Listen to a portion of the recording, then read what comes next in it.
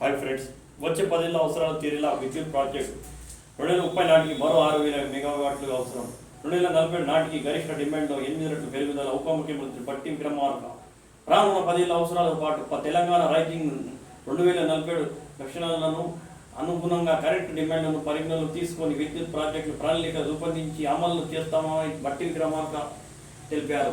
చాలా power thermal విద్యుత్ పంపిణీ స్టోరేజ్ పవర్ ప్రస్తుతం ఎంత ఉంది, లోటు ఎంత, వచ్చే 10 ఏళ్ళ డిమాండ్ ఎంత పెరుగుతుంది, ఎంత లోటు ఏర్పడుతుంది అనే అంశాలపై అధ్యయనం చేయించి కొత్త ప్రాజెక్టులు శిఖరం చుట్టినట్లు పేర్కొన్నారు. కేంద్ర విద్యుత్ మండలి సిఇఏ నివేదికతో పాటు రాష్ట్ర ప్రభుత్వం